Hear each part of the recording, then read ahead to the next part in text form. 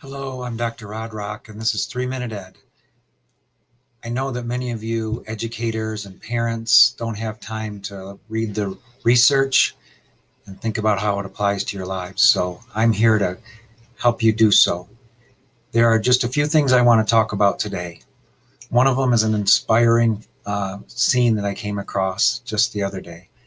I was at a Starbucks, and as I was leaving, I saw a man leaning over a baby carrier, and he was on his phone talking to somebody making a sale.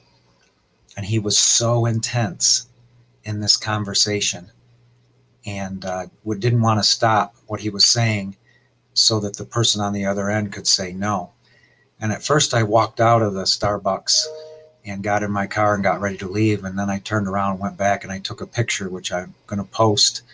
And I wrote him a little note and I said, "Thank you for being a great dad." And he paused and he looked at me and he gave me the thumbs up.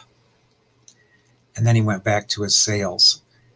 And I think too often in our world, we see images of dysfunction and brokenness, and we don't see enough of people being great fathers and mothers and loving relationships and holding hands and staying together.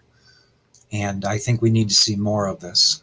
So I'm going to make an effort to capture these images and to share them. And along that line, there was a recent video that came out from the Harvard Graduate School of Education by Richard Weissbourd, and he's a leader of Making Caring Common program. And in it, he talks about the importance of relationships. And we all know that relationships, the quality of relationships, determine a lot in our lives, including the length and the quality of our lives that we live. The healthier our relationships, the longer we live, the more we're able to overcome disease and heartache and other kinds of things. So how do we teach children in our schools about relationships? How do we talk to them about loving relationships and caring relationships?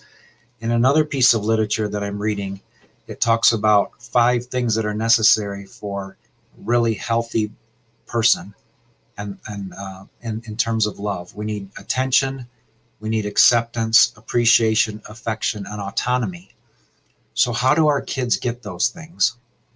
How do our educators get those things? How do you get those things? Do you love yourself? How do you think about yourself? I hope that this has been meaningful, and I look forward to connecting with you again soon.